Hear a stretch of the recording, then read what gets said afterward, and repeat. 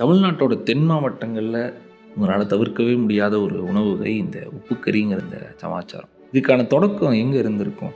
நம்மளோட வீடுகளில் இருந்தா? சத்தியமாக கிடையாது. இந்த நகரமயமாக்கலில் நம்ம தொலைச்ச ஒரு முக்கியமான பொழுதுபோக்கு கலாச்சாரம் கூட சொல்லலாம். கிராமங்களில் அதை ஒட்டி இருக்கிற காடுகளில் நண்பர்களோடு சேர்ந்து போய் இந்த காட்டுக்கோழி, முயல் இந்த மாதிரியான விஷயங்களை வேட்டையாடி சுட்டு சமைச்சு சாப்பிட்ற ஒரு விஷயம். அப்போ அங்கே கிடைக்கிற இந்த மிளகா, சின்ன வெங்காயம் இதை வச்சு சமைச்சு உருவாக்கப்பட்ட ஒரு உணவாக தான் இது இருந்திருக்கக்கூடும். இது பிற்காலத்தில் வீடுகளுக்கு வந்தப்ப சுவையை கூட்டுறக்காக பூண்டு தட்டி போடுறது, இந்த கருவேப்பிலை சேர்த்துக்கிறது, இந்த சீரக சோம்பு சேர்த்துக்கிறதுன்னு இன்னைக்கு இது உப்புக்கறியாக மாறி நிற்கிதுன்னு நான் நினைக்கிறேன். இதில் ரெண்டு முக்கியமான பொருள்கள் நம்ம சேர்க்குற அந்த உணவில்.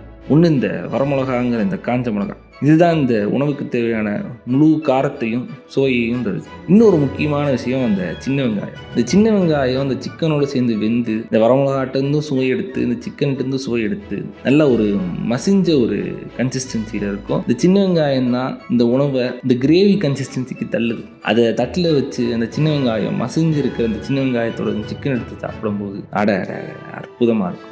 ஊரெல்லாம் ஓடி அலைஞ்சு உழைச்சி சம்பாதிக்கிறது எதுக்கு? இதுக்கு தானே.